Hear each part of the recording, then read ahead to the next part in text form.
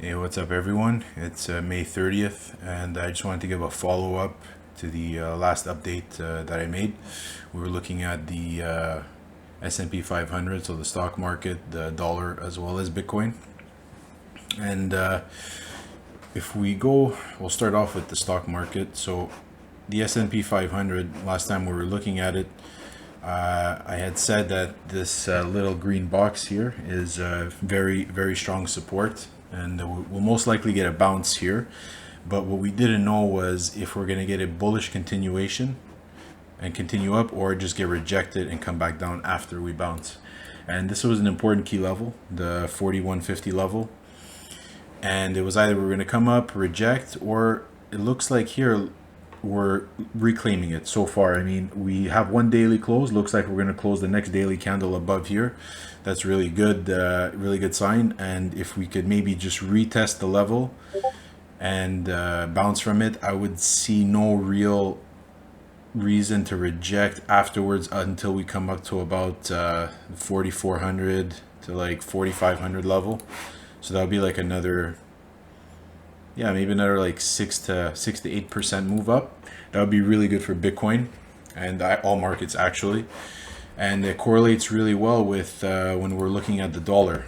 I don't know if you guys remember, but last time I had said that we took a little bit of a dive here, and it started to show a little bit of bearishness. But to confirm the bearish market structure, we would have had to break this line here, the white line at 102, break it, and then continue downwards. And that's exactly what we did. We broke right through it, we came back, we retested it and rejected it, and now we're on our way down. So the dollar going down and the stock market going up is a perfect combination for Bitcoin and all the other crypto to have some green days, and that's exactly what we've been seeing. Bitcoin is up, let me see, from that low, Bitcoin is up around 10%, and hopefully it'll continue. This was the last chart that I had posted on Bitcoin. I was expecting us to range a little, come down, dip into the demand zone, which we did over here, and then come up. And so far, it's following the trajectory pretty well. So things are looking good, at least for the short term. What I would be wanting to see, I guess, for maybe within the coming week, it would be better explained if we look at Elliott waves a little bit. So I'm going to look at the I'll look at the bullish Elliott wave count first. So basically we have wave 1, wave 2, wave 3. We're in a wave 4 correction now, which should be done pretty soon. If it's not done soon, maybe within the next week or two, meaning like if this bottom doesn't hold and it keeps going lower, I would say that this count is probably invalidated, and we're going to be looking more at the bearish count, which I'll show in a bit. But if this is in fact the low, then and we continue upwards, I would say it's likely that this is the scenario that should happen if we can reclaim this 31,500 32K level. If we could come up, reclaim this, hold it, then the next likely spot for a rejection will probably be around 38.5 40K, and that's a good from where we are right now, that would be another 25 to 27%. That's huge. And imagine how much the altcoins will fly if this is the case.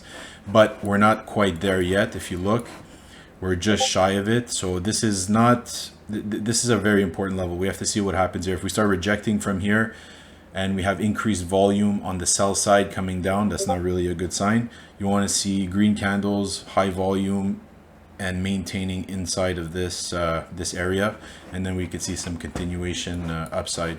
And if this is the case, we could, this will probably be in fact the macro low, and we can continue to make our new 5-wave count, our 5-wave impulse, which would be wave 1, wave 2, wave 3, wave 4, and then wave 5, which would be new all-time highs. But this is just speculation. This is really far. But yeah, it's just, this is the level that's important to watch out for, around 31.5 32K. If we look at the bearish count, okay, basically we have our wave 1, 2, 3, 4, and 69K was our wave 5. Sorry, I'll just move this over. and now we're in an A, B, C correction. And if that's the case, this where we just landed, well, this would be our wave A. All right, so anywhere between where we are currently all the way down to around 20k is still valid. Okay, from here we would bounce, make a wave B. And by the way, these levels, this is not like to scale. I'm just saying that we would have a bounce around this area, come up, and then continue a lot lower. Okay, now this becomes more probable the longer we stay in this range. We really need to come up, get above this value area low, and continue up. If we see that sign of strength, I would say that the discount is not valid or is less probable, and the previous bullish count that I showed would be a lot more probable. But we really have to do it within the next month. Okay, we can't really stick around here for too long, otherwise